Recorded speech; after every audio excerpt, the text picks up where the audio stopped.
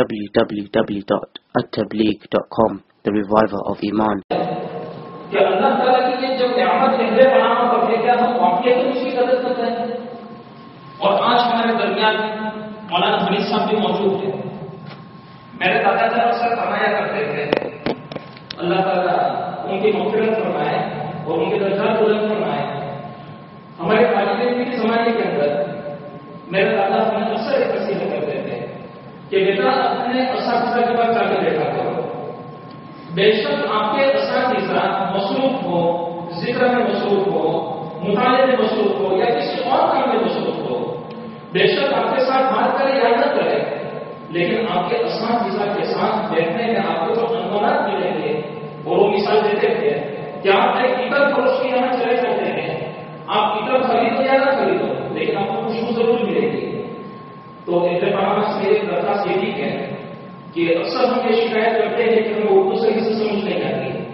بے شک ہمیں سمجھ میں آئے یا نہ آئے، لیکن عبد اللہ کی مجلس میں بیٹھ کر اللہ کے رسول کی بات سننا خوشبو سے کم کی ہے. تو اللہ تعالیٰ سے دعا کرتے ہیں کہ اللہ تعالیٰ ہمیں علماء کی خوب قدر کرنے کی توفیق عطا فرمائے. حضرت مولانا حمید صاحب آپ حضرات ان کو جانتے تو ہیں، لیکن ان کے متعلق ایک دو بات میں آپ سے بیان کرنا چاہتا ہوں. حضرت جو ہے پڑھائی میں مصروف رہتے ہیں اور ایک بہت ہی مشہور شخصیت شیخ الحدیث مولانا یونس صاحب سہارنپور کے اندر جو والد صاحب کے رشتےدار ہیں، حضرت کو ان سے خلافت بھی ملی ہے اور ان کے خالد خاص اور ان کے شاگرد بھی ہیں. اور حضرت کی خدمت صرف مدرسے کی 4 دیواریوں تک محدود نہیں ہے، نیشنل اور انٹرنیشنل لیول پر الحمدللہ اللہ تعالیٰ نے حضرت کو بڑی قبولیت دی ہے. اور صرف دین اعتبار سے خدمت میں مصروف نہیں ہے بلکہ خدمت خلق کے لیے اللہ تعالیٰ نے ان کو جو دیکھنا ہے. ایسے ایسے علاقے میں خود جا کر جہاں کو ضرورت بندہ ہے، پریشان ہے، تو حضرت کو اللہ تعالیٰ نے یہ نعمت سے نوازا کے ان کا خیال کرتے ہیں. تو امت کو جو ہے حضرت کی اشد ضرورت ہے. اللہ تعالیٰ سے دعا کرتے ہیں کہ اللہ تعالیٰ حضرت کے سائے کو ہم پر دیر تک قائم رکھے. اور جو کہ علماء کرام ہمارے یہاں تشریف لاتے ہیں اللہ تعالیٰ سے دعا کرتے ہیں کہ اللہ تعالیٰ ہمیں خوب قدر کرنے کی توفیق عطا فرمائے. اور میں حضرت کو دعوت دیتا ہوں کہ وہ تشریف لائیے اور حضرات سے ساتھیوں سے یہی گزارش ہے کہ حضرت جو بھی بات ارشاد فرمائے اس کو صرف سنے بلکہ اس کو جو ہے عمل سے عمل کرنا ہے. جزاک اللہ.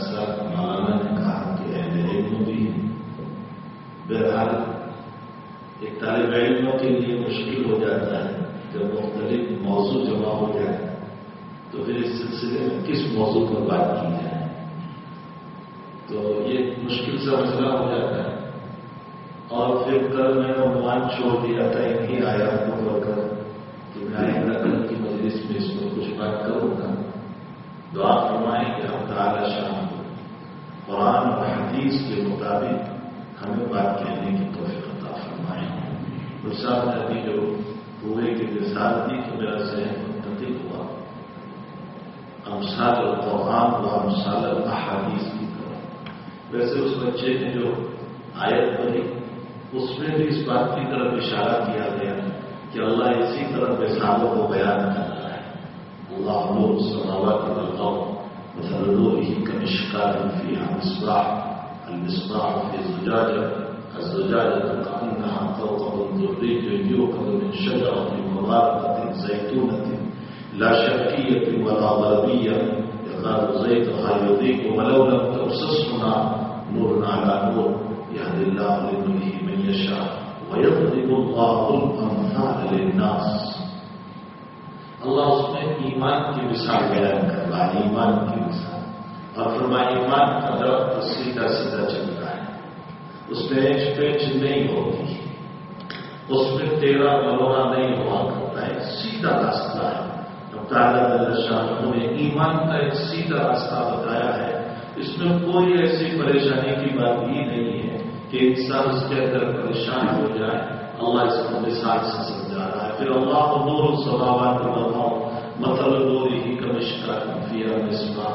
بچہ جب پتہ آتا تو میرا ذہن منتقل ہوا حکیم علامہ حضرت تھانوی رحمۃ اللہ علیہ کی ایک بات کی طرف کہ حضرت تھانوی رحمۃ اللہ علیہ فرماتے ہیں کہ سوال یہاں یہ ہوتا ہے کہ تعالیٰ جل شانہ نے اپنے نور کی مثال چراغ سے مثل نوره كمشكاة فيها مصباح. مشکات کا معنی تاپچہ، تاپچہ جو ہمارے گھروں میں ہوتا ہے جس کے اگر کسی زمانے میں ہمارے بڑے لوگ دادا اور دادا جو ہے وہ موم بتی رکھا کرتے تھے، دیا رکھا کرتے تھے تاکہ گھر کے اندر روشنی ہو، تو اس کو تاپچہ کہا جاتا ہے.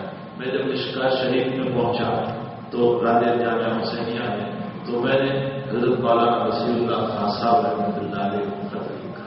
میں نے کہا حضرت میرے حدیث کا پہلا سال ہے اور میں حدیث میں قدم رکھ رہا ہوں. حالانکہ حضرت نصیر الامت کو میں نے کبھی دیکھا بھی نہیں تھا، لیکن ہمارے بڑوں سے تعلیم حضرت نصیر الامت کے نوجوان تو میں نے خط دیکھا.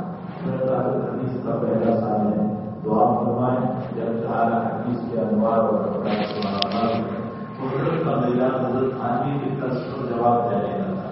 جہاں جو بات تھی وہ وہی جواب دیتے تھے. یہ نہیں جانا کہ نہ کوئی نیک نامدار نیکی نہ کرنے والا مسئلہ نہیں تھا.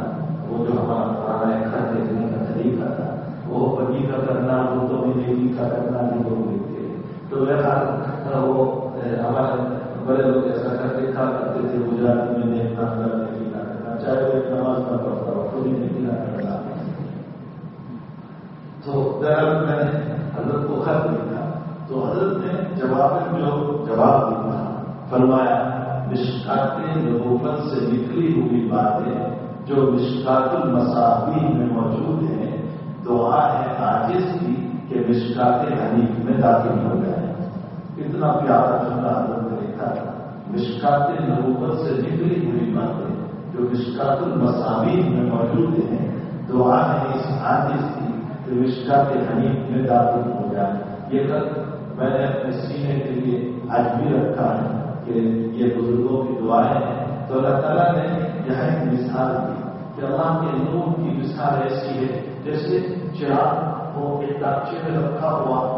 تو یہاں سے سارے فرماتے ہیں کہ اللہ بہت بڑا تو اس کو اپنے نور کی مثال سن اور آفتاب سے دینی چاہیے تھی اور جو ہے چاند سے دینی چاہیے تھی. چاند بہت بڑا ہے، آفتاب بہت بڑا ہے، تو اللہ کو اپنے نور کی مثال کس سے دینی چاہیے تھی. اللہ نے چھوٹے سے تین جماعتے چراغ سے مثال دی. پھر حضرت خانوی کو حضرت تھانوی رحمۃ اللہ علیہ نے بڑا پیارا جواب دیا. حضرت نے فرمایا کہ اصل میں آفتاب ایک جگہ ہوتا ہے تو دوسری جگہ اندھیرا ہوتا ہے اور اللہ کا نور تو ہر وقت ہر جگہ ہوتا ہے. اور چراغ کا حال بھی یہ ہے کہ جب جلاؤ تو اندھیرا کسی طرف میں چاروں طرف دیتا ہے.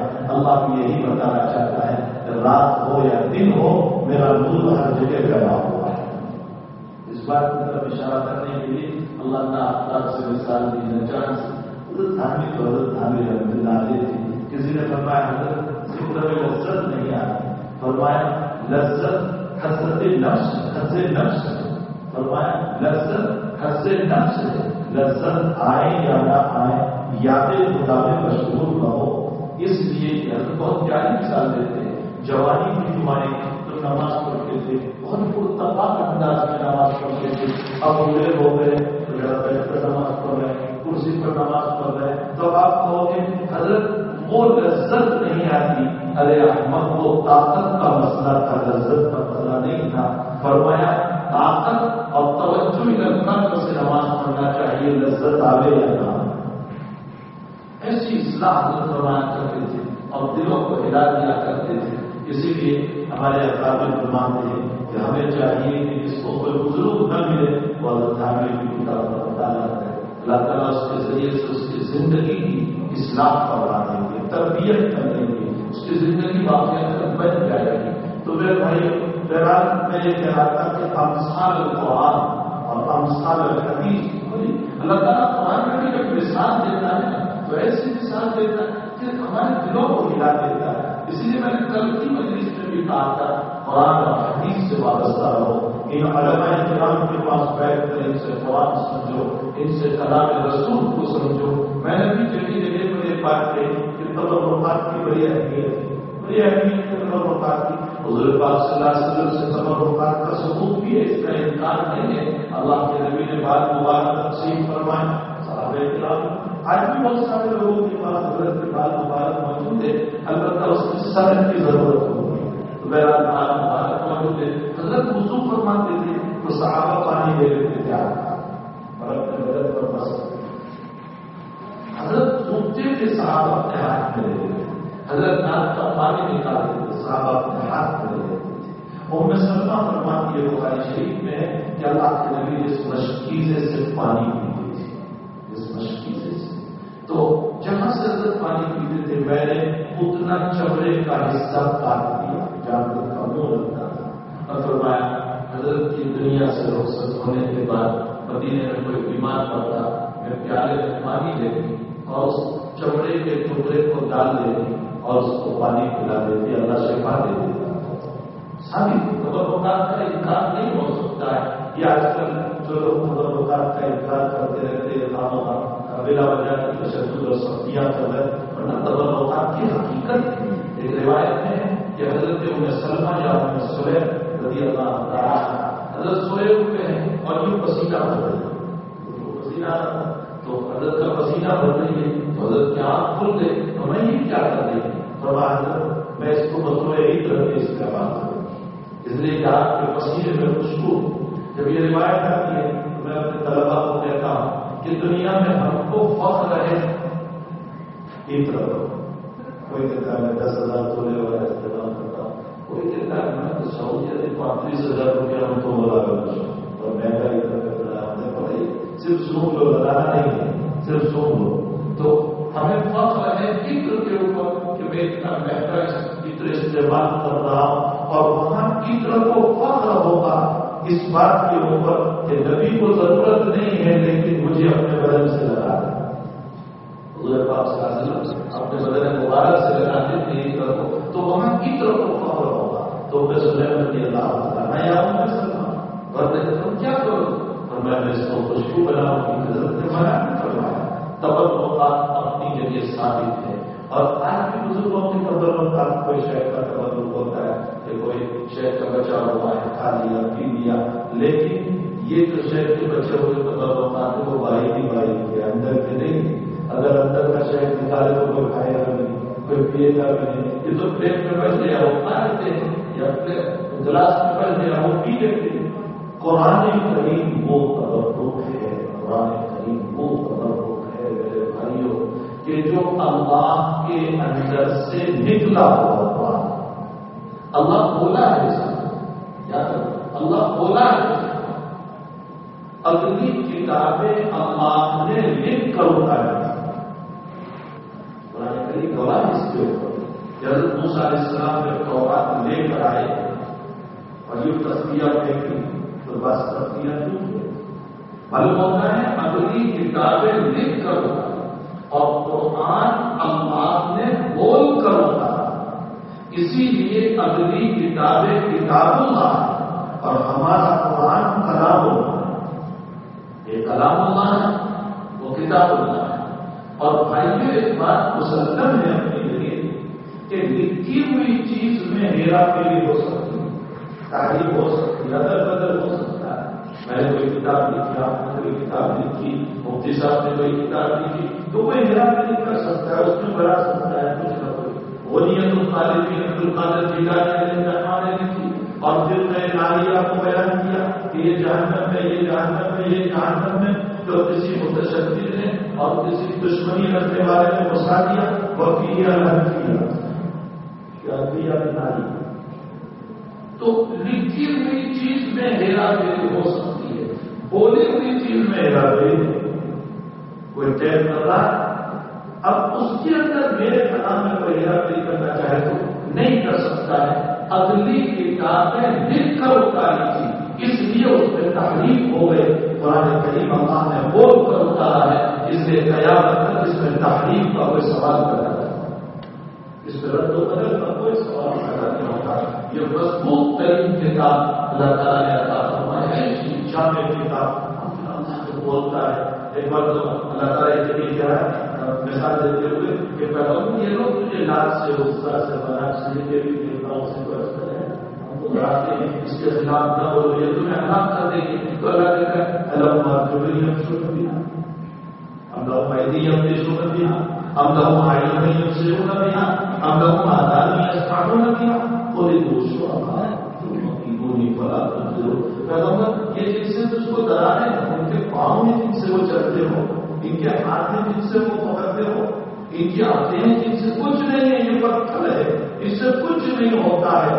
ان کو کہو پیغمبر کہ سارے اپنے دیوی دیوتاؤں کو بلا کر میرے خلاف کھڑے کر دو اور مجھے مہلت بھی نہ دو. تو فقیروں میرے خلاف تدبیر کرو، بلا تم سے مجھے مہلت بھی نہ دو. یہ تمہارا کچھ بگاڑ نہیں سکتے، یہ تمہارا کچھ بگاڑ نہیں سکتے. اتنی مضبوط مثال امام غزالی نے عجیب بات دی تھی پتھر پر. حضرت امام غزالی فرماتے ہیں کہ بھائی جس کا معبود پتھر ہوتا ہے اس عابد کا دل بھی پتھر ہوتا ہے. جس کا معبود پتھر ہے اس عابد کا دل بھی پتھر ہوتا ہے، اس کے دل میں رحم نہیں ہوتا. دل اسی لیے قرآن میں یعقوب اور مستشرقین دونوں کو ایک ساتھ ہے. جس کا معبود پتھر جو پتھر کے سامنے چکے وہ اتنے سخت دل ہوتے. 2002 کے مزارات میں میرا جانا ہوا، میں نے پولیس کے ذریعے سے ہدایت دی اور ایک عاجز کے پاس جو لیبر ہے اس کے بعد ہے جب ہم چلے ہیں اور پولیس کی گاڑی ہمارے ساتھ تھی تو جوان کو بھی دلاتا ہے. ہم پھر اسے پہنچے تو ایمبولینس کھڑی تھی اور اس ایمبولینس میں 3 نوجوان مسلمان طرف تھے، وہاں کھڑے رہے. کیا بات ہے؟ تو وہ کہہ رہے کہ ہمیں جو ہے مارا گیا ہے اور یہ ایمبولینس میں ہمیں وہاں اپنے علاقے سے اٹھایا کہ چلو ہم ان کو ہاسپٹل لے جا رہے ہیں، لیکن یہاں بیچ میں لا کر کے ہم کو چھوڑ دیا اور تو پولیس نے یہ کہا کہ یہیں طرف کے مر جاؤ، ہم تمہیں ہاسپٹل نہیں لے جائیں گے. ہم 6 گھنٹے سے یہاں پڑے ہوئے ہیں اور ہم پانی مانگ رہے ہیں تو ابھی آدھا گھنٹہ پہلے ہمارے منہ میں پیشاب کیا گیا ہے. اور جس کے قلوب جو ہے نا، جس کا معبود پتھر ہوتا ہے اس کے دل بھی جو ہے پتھر کی طرح ہوتے ہیں. اور جس کا معبود رحمان الرحیم جس نے اپنے عرش کے اوپر لکھا ہوا ہے سبقت رحمتی غضبی، میری رحمت میرے غصے کو غالب ہے، اس کا عابد کیسا ہی ہوگا، چاہے عید کو عید آنے والا ہوگا، چاہے جمعہ سے جمعہ آنے والا ہوگا، چاہے 9 روزے دار نہیں ہوگا، چاہے وہ جوا کھیلنے والا ہوگا، لیکن اس کے دل کے کسی کونے میں رحم ضرور ہوگا. اس لیے اس کا معبود صفت رحمت سے متصل ہے. تو امام غزالی رحمۃ اللہ علیہ فرماتے معبود کا اثر عابد پر پڑتا ہے. اصل تو حضرت کسی اور مضمون پر بات فرما رہے اور اس سے کوئی اور بات کہنا چاہتے ہیں، اور وہ بات یہ کہنا خلاصہ اس کلام کا خلاصہ یہ جو ضمن حضرت کی بات بیچ میں آ گئی تھی. حضرت یوں فرماتے ہیں کہ جب معبود کا اثر عابد پر پڑتا ہے تو معبود نے اس زمین پر بسنے والوں کو اپنا قربہ اپنی برادری کہی، تو اس اللہ کے پرستاروں کو چاہیے کہ اللہ کے قربہ اور برادری کے ساتھ اس نے سلوک کرے. اللہ کے حسنات کی ذیل میں حضرت یہ لکھ رہے فرمایا وہ چاہے مسلم ہو یا غیر مسلم ہو، تم اخلاق حسنہ کے ساتھ ان کے ساتھ رہو. یہ اصل سبق پڑھانا پڑتا ہے. امام غزالی بہت بڑے فلسفی، بہت بڑے آدمی، ان کی مائنڈ سے بھی بڑی. ایک واقعہ مجھے یاد آ گیا کہ ان کے بھائی احمد تھے، جناب احمد اور ان کے بھائی احمد تھے. تو ان کے چھوٹے بھائی احمد جو تھے وہ ان کے پیچھے کبھی نماز نہیں پڑھتے تھے. امام غزالی کے پیچھے یہ محلے کے امام سے جامع مسجد تھی، ان کے بھائی نماز نہیں پڑھتے تھے. تو وہاں سے شکایت کی کہ امی یہ نماز نہیں پڑھتے تھے، چلے گئے وہ نماز پڑھتے. تو نماز چھوڑ کر چلے آئے، نماز توڑ کر چلے آئے. اچھا جب نماز توڑ کر چلے آئے تو بھائی جان نے امام غزالی نے شکایت کی کہ حضرت امی آج تو یہ نماز توڑ کر چلے آئے، اس سے تو کہاں بالکل اچھا ہو. دونوں نے کہا کیا بات ہے؟ فرمایا یہ قرآن پڑھ رہے تھے نماز میں یا حیض کے مسائل اور خون میں لطمت ہو رہے تھے. حضرت وہ آیات آگے ہوگی یہ سب بتانے میں اس کو اللہ. تو امام غزالی کا ذہن وہ مسائل کی طرف چلا دیا. تو فرمایا یہ خون میں لطمت ہو رہے تھے. اب ماں کا مقام دیکھو، ماں نے کہا بیٹے تمہیں ایسا نہیں کرنا چاہیے تھا. جب تم نماز پڑھنے کے لیے پڑھانے کے لیے کھڑے ہوئے تو تمہاری توجہ مکمل اللہ کی طرف ہونا چاہیے. تم مسئلے میں کیوں بولے تھے؟ اور چھوٹے بھائی کو، چھوٹے بیٹے کو کہا بیٹا میں نے تجھ کو اپنے بھائی کا دل دیکھنے بھیجا تھا یا اللہ کو دیکھنے بھیجا تھا؟ ایک ماں کا مقام ہے. تو بیٹوں سے زیادہ ماں کا مقام تھا کہ میں نے تجھ کو دل دیکھنے نہیں بھیجا تھا، میں نے تجھ کو اللہ دیکھنے بھیجا تھا. تو نماز کا اللہ کی طرف متوجہ رہتا. اس لیے امام غزالی نے عجیب و غریب بات کی کہ یا وہ لوگ حضرت فرماتے ہیں کہ اللہ تعالیٰ نے پیدا ہوتے ہی ہم پر 3 انعام بہت غور سے سن کر بھائی امام غزالی کی اس بات پر میں ہم پر 3 انعام فرمایا. 3 پہلا انعام جب ہم پیدا ہوئے تو ہمارے پاس بولنے کی صلاحیت نہیں تھی. تو ہم اپنی ضرورت کیسے مانتے ہیں کہ مجھے دودھ کی ضرورت، مجھے نیپی بدلنے کی ضرورت، مجھے دوا کی ضرورت، میرے پیٹ میں درد، کیسے ہم اپنی ضرورت مانتے ہیں؟ فرمایا ہم کرایا تو شاہوں نے ایک دولت عطا فرمائی اور وہ ہے بھوکا، رونے کی دولت. فرمایا تجھے اتنی بڑی نعمت عطا فرمائی کہ تو اپنے رونے سے اپنی ضرورت کو پوری کرے گا، یعنی اپنی ضرورت کو مانگے گا. اور اس پر جو ایک حاشیہ لکھا، کس نے حاشیہ لکھا؟ حضرت تھانوی علیہ الرحمن. حضرت تھانوی علیہ الرحمن فرماتے ہیں کہ اچھا مانگنے کے لیے اللہ کوئی اور صفت بھی تو دے سکتا تھا، رونے ہی کی صفت کیوں عطا فرمائے؟ حضرت تھانوی علیہ الرحمن فرماتے ہیں اس لیے کہ رونے پر لوگوں کو رحم زیادہ آتا ہے اور بچپن رحم ہی کے کام، بچپن رحم ہی کے کام. تو یہ روئیں گے تو اور زیادہ رحم آئے گا ماں کو، باپ کو. تو فرمایا اپنی ضرورت کو مانگنے کے لیے رونے کی صفت تجھے دی. دوسری نعمت اللہ نے تجھے کیا دی؟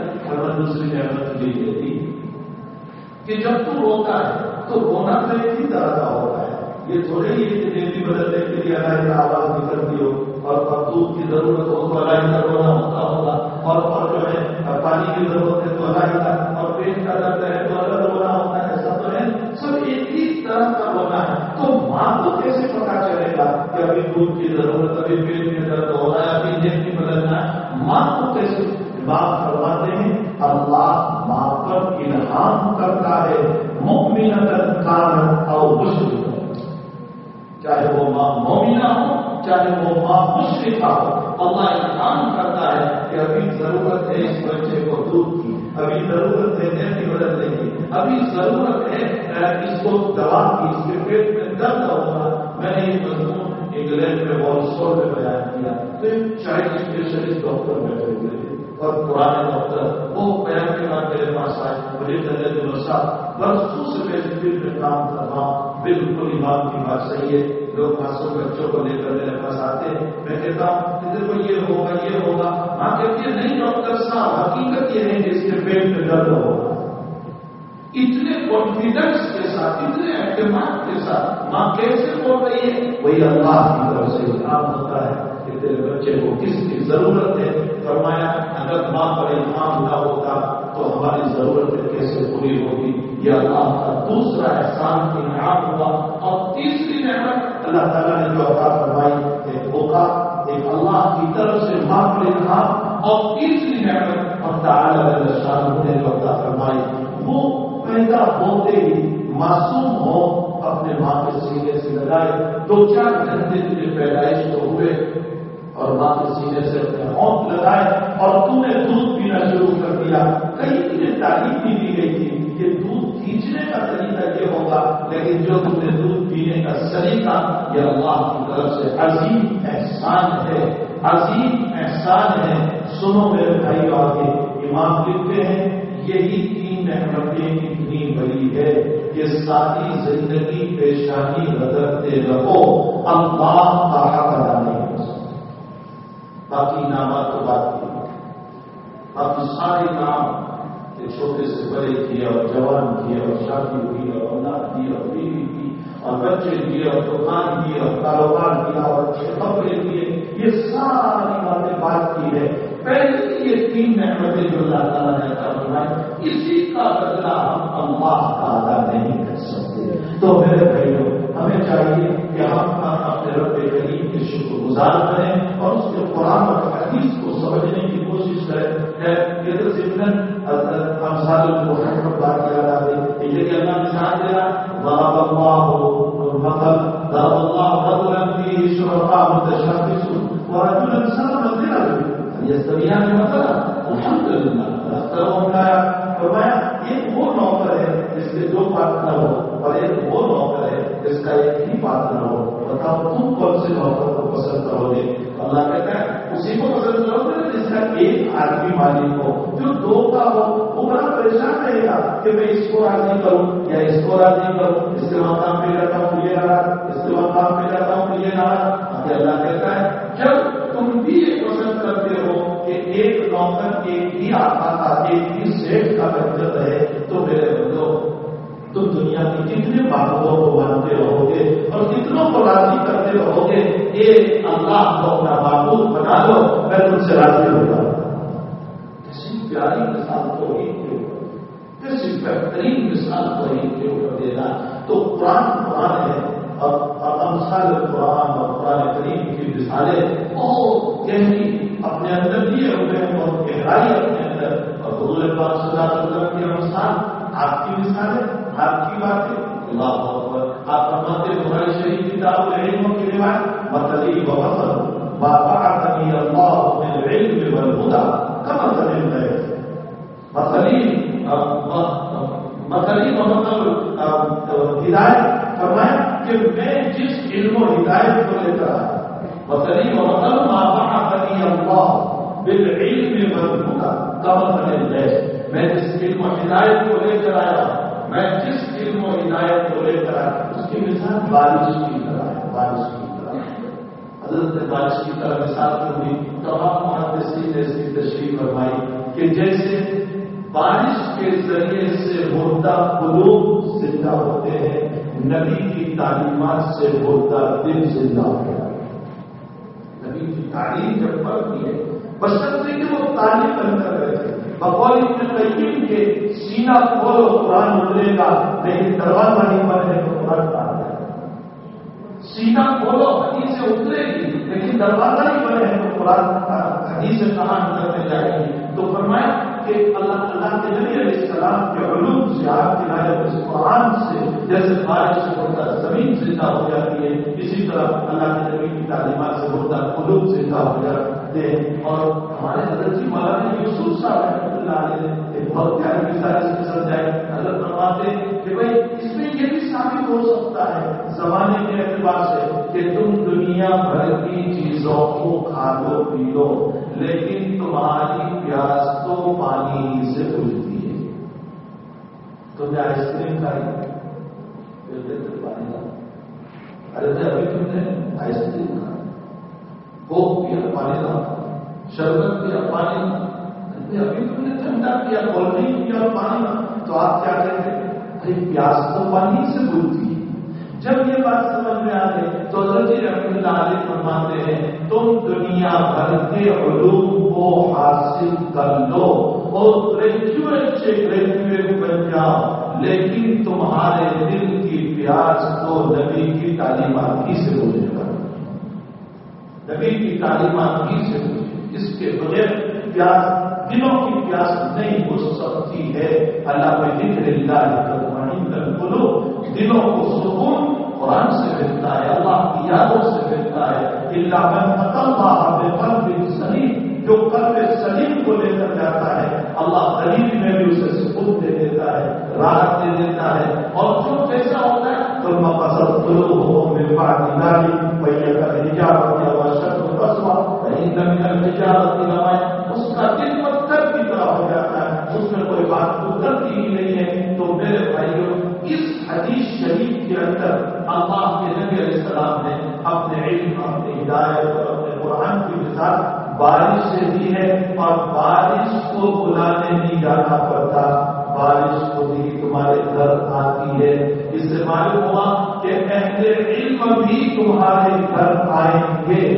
جیسے لوگ بارش تمہارے وہاں برستی ہے تم قدر کرتے ہو، اسی طرح اہل علم بھی جب تمہارے گھر آئے تو تم اس کی قدر کرنا۔ یہ ہمارے حضرت شیخ رحمۃ اللہ علیہ کہ بارش کی لوگ قدر کرتے ہیں، بارش آتی ہے تو لوگ قدر کرتے ہیں، اہل علم تمہارے پاس آئے تم اس کی قدر کرنا۔ بارش کی قدر ہوتی ہے تو اس سے پانی سے فائدہ ہوتا ہے، اہل علم کی قدر سے بھی تمہیں فائدہ ہوتا ہے۔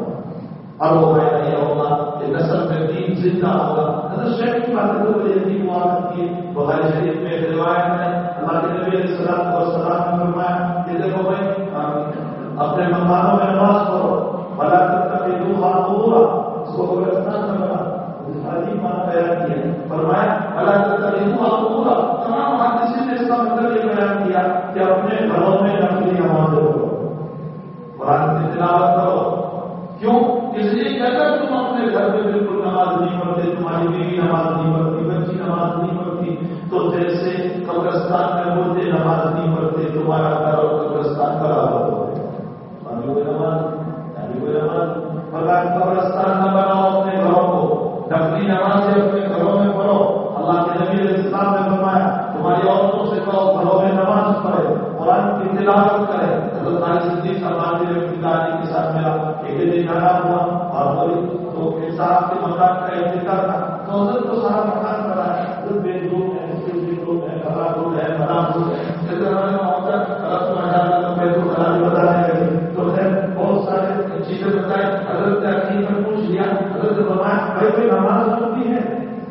کوئی نماز روم تم نے بنایا؟ کوئی روم پر نماز کی نیت کر لو۔ کیوں؟ فرمایا نماز روم سے مسجد نہیں بنتی، لیکن فائدہ اس کا یہ ہوگا کہ اس روم کی برکت سے اللہ پورے گھر کی حفاظت کرے۔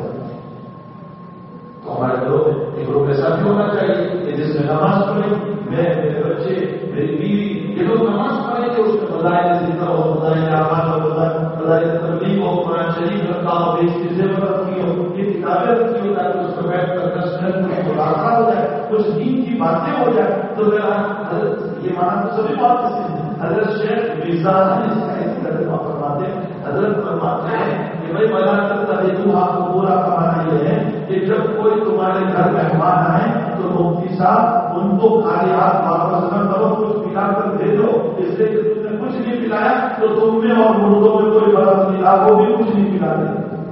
بلا تتخذوها قبورا، تو کچھ آنے والے مہمانوں کا اکرام کرو، ان کو کچھ کھلاؤ تاکہ قبرستان کے مردوں کی طرح تم نہ ہو جاؤ۔ تو خیر میرا شیخ رحمۃ اللہ علیہ حضرت ہی ہے، آپ کے علوم فیروز اور آپ کی کیا باتیں ہیں۔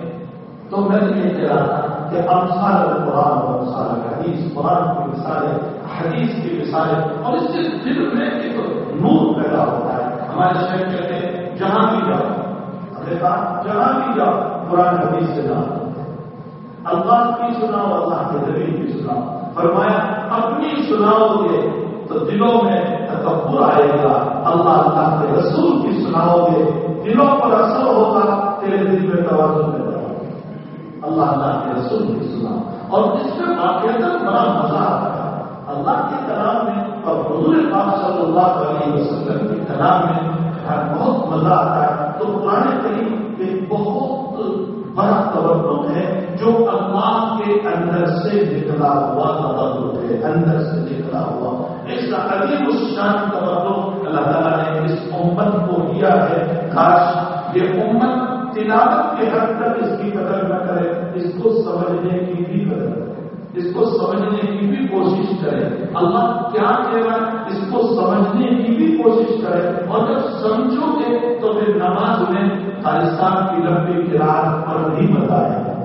جب معنی سمجھتے ہیں تو پھر لمبی قرات پر بھی مزہ آتا ہے، اور جب سمجھتے نہیں ہیں تو خالصان کی مختصر قرات بھی لمبی لگتی ہے کہ وہ لمبی نماز پڑھانے والے صاحب نے کچھ مختصر کرنا چاہیے۔ اللہ نے قرآن حدیث سمجھنے کی توفیق عطا فرمائے۔ تو میں نے بھی یہ سورت کل پڑھی تھی، اس سورت کے اندر تعالیٰ جل شانہ نے پہلے سے جو فرمایا، دیکھو پورا قرآن جو ہے نا وہ 3 مضامین پر مشتمل ہے، 3 مضامین۔ پہلا مضمون اللہ کی توحید، دوسرا مضمون نبی کریم صلی اللہ علیہ وسلم کی رسالت، اور تیسرا مضمون بعد الموت، مرنے کے بعد دوبارہ زندہ ہونا۔ یہ 3 مضمون قرآن کریم ہر سورت میں بیان کرتا ہے، خصوصاً مکی صورتوں کے اندر اللہ نے خاص طور پر 3 مضامین کو بیان کیا، اس لیے کہ مشرکین مکہ توحید کے قائل تھے، وہ متعدد معبودوں کو مانتے تھے، مشرک تھے، کافر نہیں تھے، وہ کافر نہیں تھے، مشرک تھے۔ مشرک اس کو کہتے ہیں جو اللہ کو بھی مانے دوسروں کو بھی مانے، اس کو مشرک کہا جاتا ہے۔ ہندوستان میں کافر نہیں ہے، مشرک ہے، اس لیے وہ یہ تو کہتے ہی ہے کہ مالک کرتا ہے، لیکن مالک کے ساتھ وہ کہتے ہیں کہ ہماری توجہ کسی اور طرف نہ جائے، اس لیے ہمیں اپنے سامنے رکھنا پڑتا ہے، ہمارے سامنے پتھر رکھنا پڑتا ہے، تو پھر وہ مشرک ہے۔ تو مکے میں مشرکین تھے اور ان کا عقیدہ توحید کا نہیں تھا، وہ رسالت کے قائل نہیں تھے، نبی علیہ السلام کی رسالت کو نہیں مانتے تھے، اور وہ یہ کہتے تھے کہ یہ کیسا نبی ہے جو ملاقات بھی کرتا ہے، مجاہد بھی کرتا ہے، نکاح بھی کر رہا ہے، بچے بھی ہو رہے ہیں، کھانا بھی کھا رہا ہے، پینا بھی، بازار میں بھی جانا، یہ تو ہماری طرح ہمیں انسان ہے۔ اللہ نے اس کا بھی جواب دیا کہ او میرے بندو، اگر میں فرشتوں کو نبی بنا کر بھیجوں گا تو تمہارے مسائل حل کیسے ہوں گے؟ تم پوچھو گے اضطراری کیفیت ہے، صحبت کا گوشت کھانا کیسا ہے، موت کے منہ میں پہنچا ہوا ہوں، پانی نہیں مل رہا ہے، شراب پینا کیسا ہے، تو وہ کہے گا اضطرار کیا ہوتا ہے؟ اس لیے جو کھانے پینے کا مسائل ہے وہ اضطرار کو کیا سمجھیں گے؟ اضطرار کو جانتے ہی نہیں ہے، اضطرار کس کو کہا جائے؟ فرمایا میں نے اسی کے تم میں سے نبی بھیجا کہ جو تمہاری طرف غم میں بھی آتا ہے، تمہاری طرف خوشی میں بھی آتا ہے، جس کے دل پر صدمہ بھی آتا ہے اور خوشی کا اس کے چہرے پر اثر بھی ظاہر ہوتا ہے، اس کو بیوی کی بھی ضرورت ہے وہ ملاقات کرتا ہے، اس کو بچوں کی بھی ضرورت ہے اس کے بچے پیدا ہو رہے ہیں، اس کو بچوں سے پیار بھی ہے کہ وہ بچے کو ہاتھ میں لے کر بوسہ بھی دے رہا ہے، اس کو محبت بھی ہے کہ محمد نماز پڑھ رہا ہے اور اس کی نماز ہی اس کے اوپر نماز میں چڑھ جاتی ہے۔ یہ سارے رسائل جو تم میں ہیں وہ نبی میں دیے تاکہ تم نبی سے ان تمام طریقوں کو سیکھ لو۔ اس نے پیٹ پر پتھر بھی مارا، بھوکا رہا، تو تم پر بھوک آئے تو تم کیا کرو گے؟ اس نے پیٹ بھر کے کھانا بھی کھایا، اللہ تمہیں دے دے تم کیا کرو گے؟ اس نے اچھے سے اچھے کپڑے بھی پہنے۔ ہاں میرے بھائیوں یاد رکھو، اسلام اس کا نام نہیں ہے کہ بڑے پرانے کپڑے پہن کر چلتے رہو، پیور والے کپڑے پہن کر چلتے رہو۔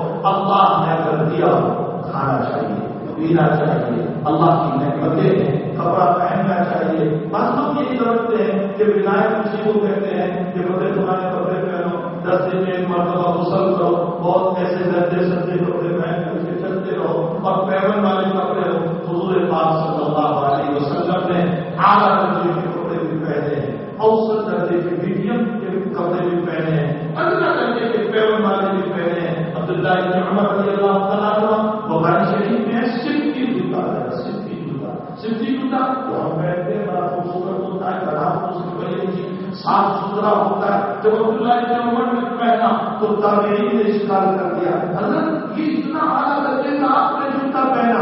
فرمایا سمیت تو رائے تو رسول اللہ صلی اللہ علیہ وسلم، میں نے میرے نبی کو پہنے ہوئے۔ یہ نہیں کہ ویسے سیدھا سادہ جوتا پہن کر نبی علیہ السلام چلتے رہتے تھے، اس لیے کہ بڑے بڑے بادشاہوں کے ہدایات بڑے بڑے بادشاہوں کے ہدایات آپ نے اعلیٰ درجے کی سواری پر سوار بھی فرمایا، جو عرب کا جو مشہور ترین اونٹ ہوتا تھا اور عرب کا مہنگا ترین اونٹ ہوتا تھا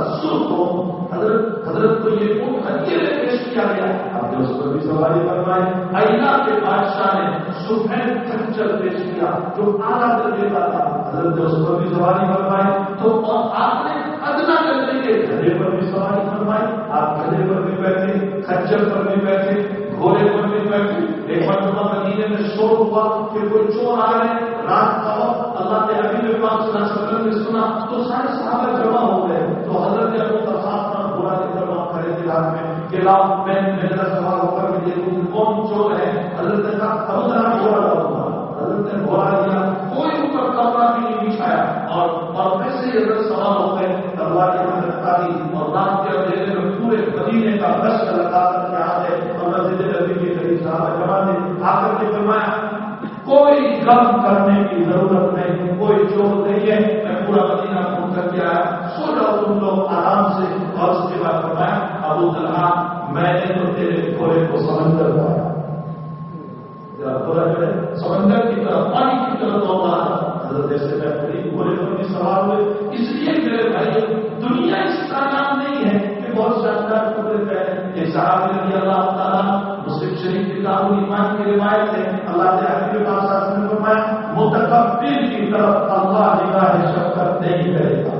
تکبر کرنے والے کی طرف اللہ نگاہ شفقت نہیں کرے گا. پھر صحابہ بیٹھے ہوئے تھے, انہوں نے فرمایا یا رسول اللہ میری طبیعت کے اچھا کپڑا پہننے کی, اچھے جوتے پہننے کی, صاف ستھرا رہنے کی, یہ بھی تکبر ہے. حضرت نے فرمایا نہ یہ تکبر نہیں ہے.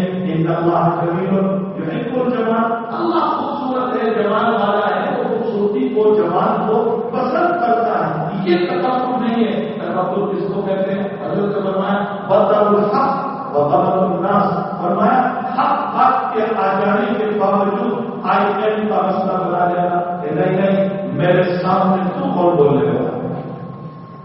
حق بات کے آنے کے باوجود انکار کر دینا کہ تو کون مجھے رائے دینے والا. چل حق میرے بھائیوں, اللہ کے حبیب پاک صلی اللہ علیہ وسلم عمرے میں تشریف لے جاتے سن 6 کے اندر, اور راستے میں پتا چلا کہ بہت سارے قبیلے والے وہ چلے گئے ہیں مکے میں مشرکین کی مدد کے لیے, تعاون کے لیے وہاں چلے گئے. اچھا نبی علیہ السلام کو پتا چلا اور حضرت مشورہ فرمایا صحابہ سے, اور مشورہ کر کے فرمایا میری رائے یہ ہے کہ یہ جتنے قبیلے اور بستیاں والے جو مکے مدد کے لیے گئے ہمارے خلاف, ہم نے ان کا کچھ بھی نہیں بگاڑا, وہ کیوں وہاں تک چلے گئے. میری رائے یہ ہے کہ چلو ہم انہیں قبیلوں پر چلے, انہیں قبیلوں کی طرف چلے. دو میں سے ایک بات ہو جائے گی, یا تو وہ لوگ جب پتا چلے گا تو اپنی اپنی بستیوں میں آئیں گے تو ان کی میجورٹی ٹوٹے گی مکہ والوں کی, اور اگر وہ نہیں آتے تو اللہ ہمارے غنیمت دے دے گا. دو میں سے ایک بات ہوگی. یہ آپ نے اپنی رائے پیش کی. ابو بکر سے تمہاری رائے, تو ابو بکر نے اپنا احترام رکھا.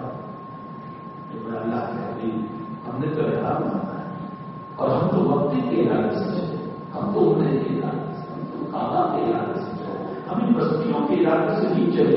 حضرت میری رائے ہے ہم مکے ہی کی طرف چلتے ہیں, کعبہ ہی کی طرف. ہاں راستے میں کوئی مقابلہ کرے گا تو ڈیفینس کریں گے, باقی ہمیں ان بستیوں کی طرف جانے کی ضرورت نہیں. ایک امتی رائے دے رہا ہے نبی کو, امام الانبیاء کو. امام الانبیاء نے یہ نہیں کہا میرے نبی کے ہوتے ہوئے تو کون رائے دینے والا. حضرت نے یہ نہیں فرمایا.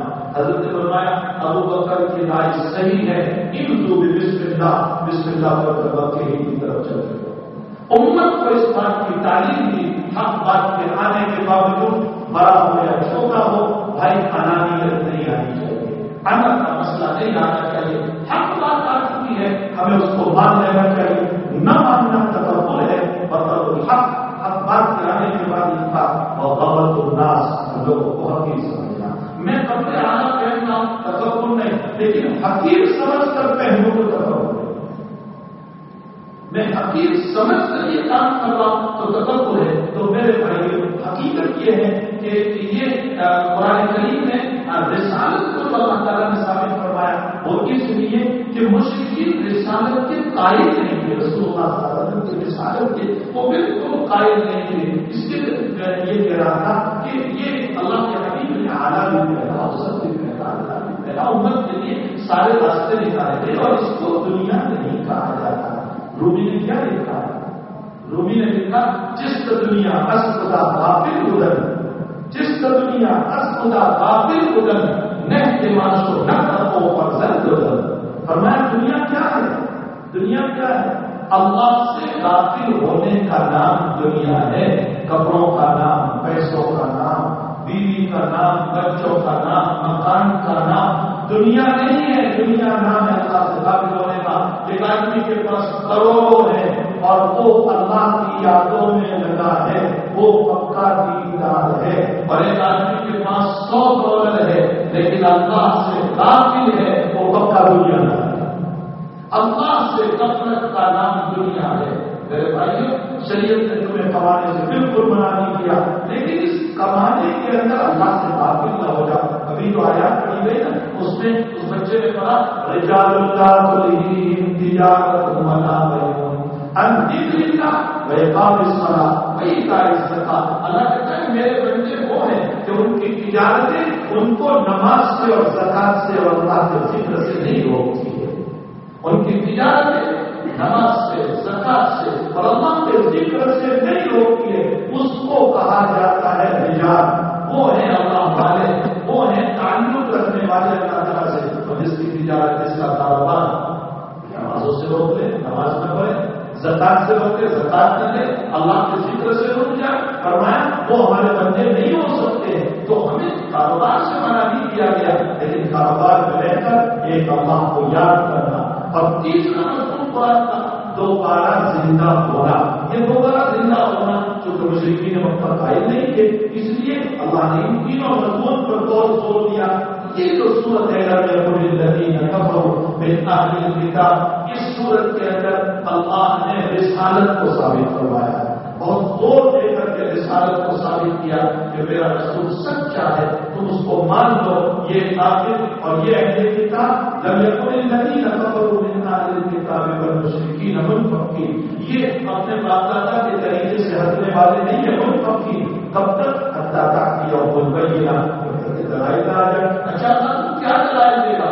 رسول من اللہ یتلو صحفا مطہرہ. فرمایا میں ایک رسول دوں گا، یتلو جو تلاوت کرے گا پاکیزہ کتاب. رسول یتلو، یہاں ایک میں تمہیں نکتہ بتاؤں، اللہ کے نبی کے لیے یتلو بولا. قرآن اور تلاوت میں فرق ہے.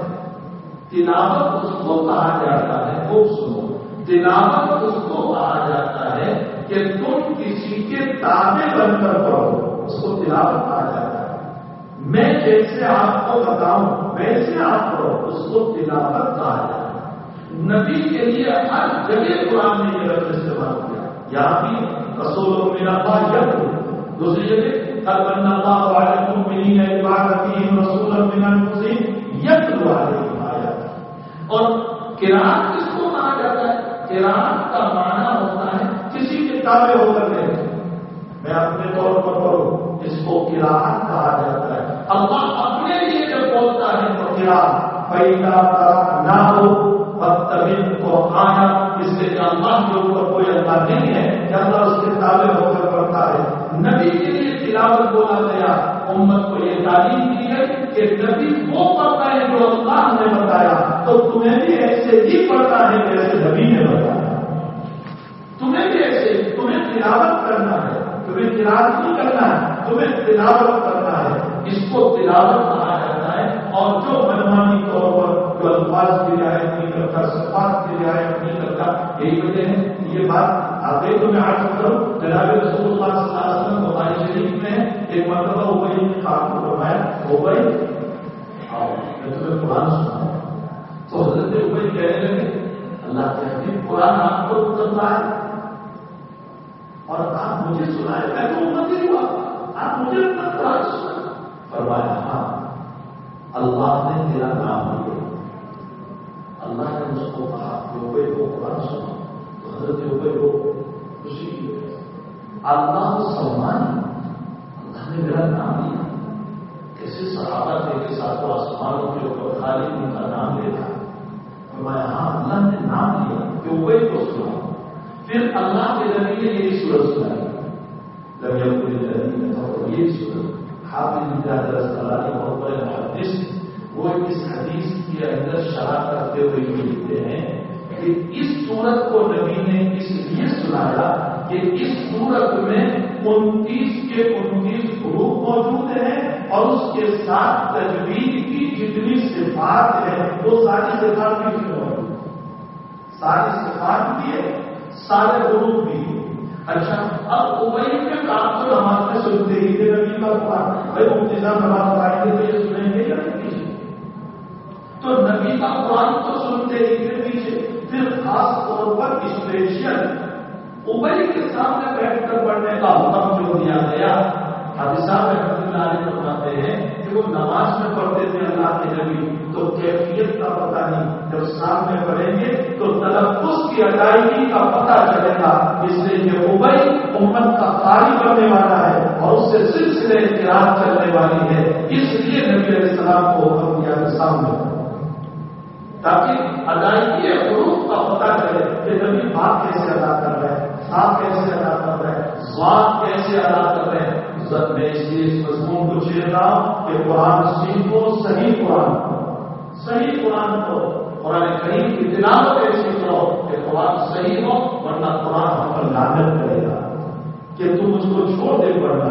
تو قرآن کی صحت کی فکر کرو، فرمایا رسول من اللہ یتلو صحفا مطہرہ فیہا کتب قیمہ۔ اچھا یہ قرآن ایسا ہے کہ اس میں ساری کتابیں موجود ہیں، تورات، زبور، انجیل، ساری کتابیں اس کے اندر موجود ہے۔ کتب قیمہ وما تفرق الذین اوتوا الکتاب، ویسے تو ترجمہ میں اشارہ کر دو، وما تفرق الذین، یہ اہل کتاب کی تو عادت ہے، جب ان کے پاس علم آیا، کتابیں آئی، انہوں نے اختلاف کیا، علم ہدایت کا ذریعہ تھا، انہوں نے اختلاف کا ذریعہ بنا دیا۔ وما تفرق الذین اوتوا الکتاب الا من بعد ما جاءتهم البینہ وما امروا الا لیعبدوا اللہ مخلصین لہ الدین۔ نہیں حکم دیا گیا مگر یہ کہ دیکھو ایسے دین کی اتباع کرو جو بالکل سیدھا ہے، وَيُقِيمُوا الصَّلَاةَ، نماز قائم کرو، نماز کا لفظ لا کر کو اشارہ کیا، تمام بدنی عبادت ادا کرو، وَيُؤْتُوا الزَّكَاةَ، اور زکات ادا کرو، مالی ساری عبادتوں کو اس میں ذکر کر دیا گیا، وَيُقِيمُوا الصَّلَاةَ وَيُؤْتُوا الزَّكَاةَ، وَذَلِكَ الدِّينُ الْقَيِّمُ، یہی سیدھا دین ہے۔ اللہ نے تو جواب بیان کرتا ہے ان الذين كفروا من اهل الكتاب والمشركين والمنافقين حتى تاتي، فرمایا ان الذين كفروا من اهل الكتاب والمشركين في نار جهنم خالدين فيها، جنہوں نے کفر کیا، ایمان نہیں لائے، وہ چاہے رمضان میں روزے رکھتے ہو، وہ چاہے تمہارے ساتھ مسجد میں آ کر نماز پڑھتے ہو، لیکن ایمان کا سرٹیفکیٹ اگر نہیں ہے تو ان کے اعمال ہوا منصورہ، کوئی بدل نہیں سکتا۔ ایمان بہت بڑی چیز ہے، اسی لیے ہمارے آقا نے ایمان بنانے کا حکم دیا، اور ایمان ہمارے 6 نمبر میں پہلے ایمان کو رکھا گیا، اس کے بعد نماز کو رکھا گیا۔ ایمان بناؤ، نماز بناؤ، ذکر بناؤ، اللہ کی یادیں بناؤ، اختلاف نہ کرو، آپس میں فساد نہ کرو، فتنے نہ کرو، ایک دوسرے کا احترام کرو، محبت سے بھی لوگوں کے پاؤں کھینچنے والے نہ بنو، لوگوں کی جلسی پر نہ اترو، حسد پر نہ اترو، کسی کے پاؤں کو نہ کھینچو۔ تیرا بھائی اگر کاروبار میں ترقی کرنا ہے تو خوش ہو جاؤ، اللہ مجھے اور عطا فرمائے۔ کسی نے مکان خریدا دعا دو، اللہ مجھے اور عطا فرمائے۔ حال یہ ہے کہ کسی کو مکان بتانے سے بھی یہ قسم کی جسم محسوس سے ہو رہی ہے کہ میں ان کو مکان بتانے دے گا، ماشاء اللہ بڑا اچھا ہے، اور دل میں کہے گا وقت امال ہو جائے، ماشاء اللہ بڑا اچھا ہے، بڑا بہترین جملہ، اور دل میں کہنا کم وقت برباد ہو جائے۔ میرے بھائیوں، ہمارے دلوں کے ان مسائل نے ہمیں تباہ و برباد کر دیا۔ اللہ کے نبی نے فرمایا تیرے حسد، تیری جلسی کی وجہ سے اس کا نقصان نہیں، تیرا ہی نقصان ہوگا، تیری باڈی کا نقصان ہوگا، تیرے دل کا نقصان ہوگا، تیری راتوں کی نیند حرام ہو جائے گی، اور اوپر سے تیرا ثواب بھی برباد ہو جائے گا۔ تو ہمیں چاہیے کہ کفر جو ہے بدترین صفت ہے، اللہ تعالیٰ ہماری حفاظت فرمائے۔ ان الذین کفروا من اہل الکتاب، فرمایا المشرکین فی نار جہنم خالدین، ہمیشہ رہیں گے، نکلنا نہیں ہے، خالدین کیا۔ اس صورت میں تو بہت مختصر، دوسری صورتوں میں قرآن کے عذاب کو بیان کیا ہے، فرمایا اولئک هم شر البریہ، کہ زمین کی ساری مخلوق میں سب سے بدتر مخلوق وہ ہے جو کفر کرتا ہے۔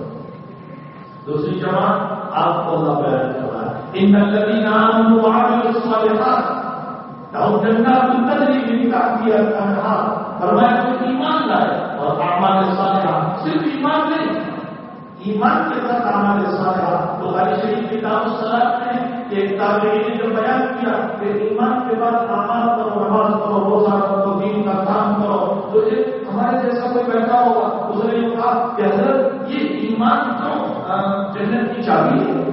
ایمان جنت کی چابی ہے، اگر کا ایمان آ گیا تو جنت کو نہیں جائے گی، بالکل چابی ہاتھ میں آ گئی۔ تو تابعی نے فرمایا بات تیری بالکل صحیح ہے، لیکن چابی کے لیے نیچے دندانوں کی ضرورت ہے، بغیر دندانوں کے تالا نہیں کھلتا ہے۔ فرمایا ایمان یہ چابی ہے اور اعمال اس کے دندانے ہیں، جب تک اعمال نہیں ہوں گے وہاں تک جنت کا تالا نہیں کھل پائے گا۔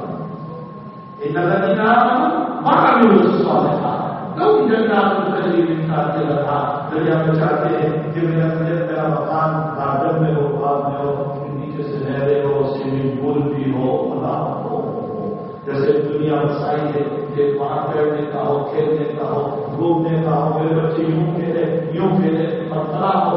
اللہ کہتا ہے جیسے تیری چاہت ہے ویسے ہی میں تجھے عطا کروں گا، جنات تجری من تحتها الانہار۔ نیچے سے نہریں بہتی ہوگی، سوئمنگ پول بھی ہوگا اور تو اس میں کھیلے گا اور تو اس میں کودے گا، اور تیرے باپ کو ہاتھ خالدین کیا ہمیشہ ہمیشہ رہے گا، پھر میں تجھ سے واپس نہیں لوں گا۔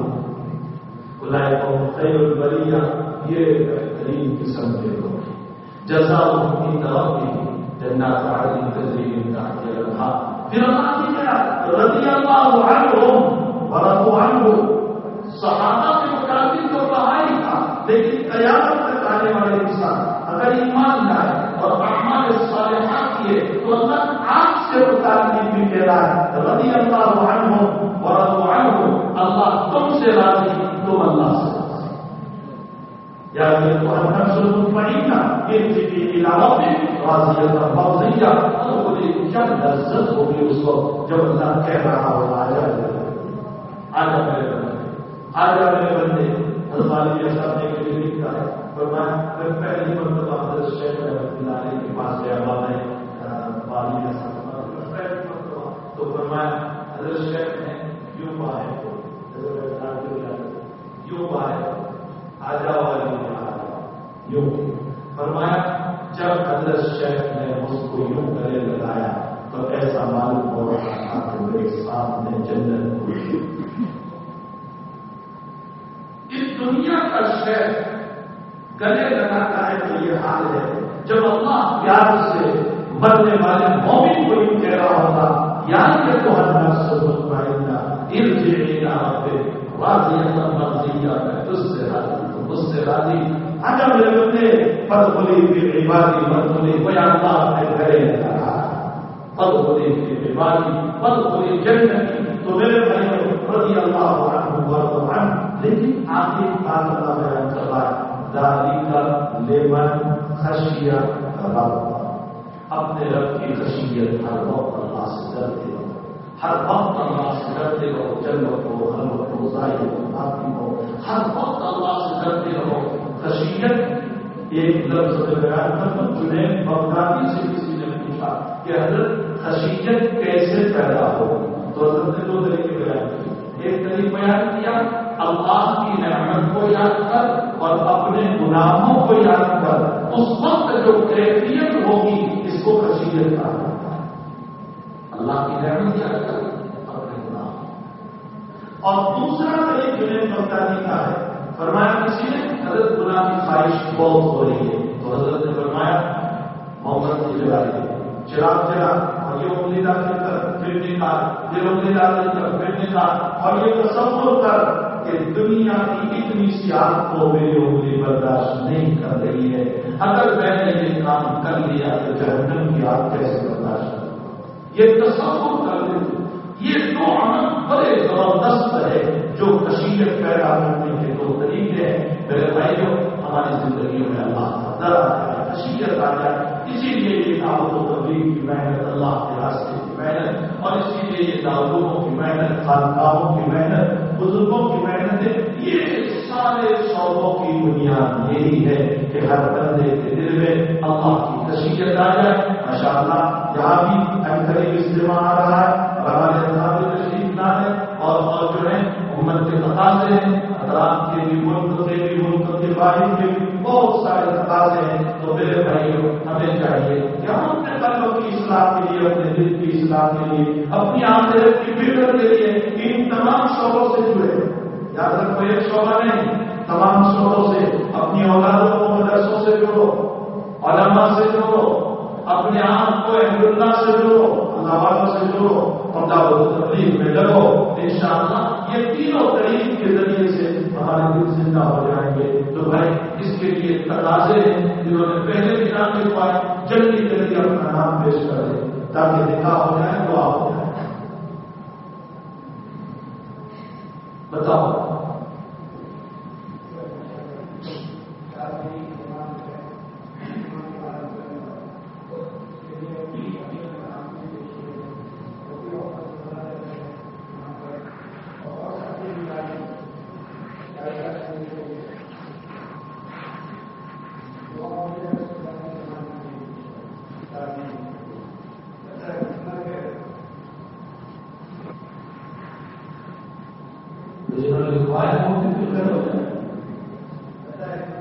تجدید ہو جائے.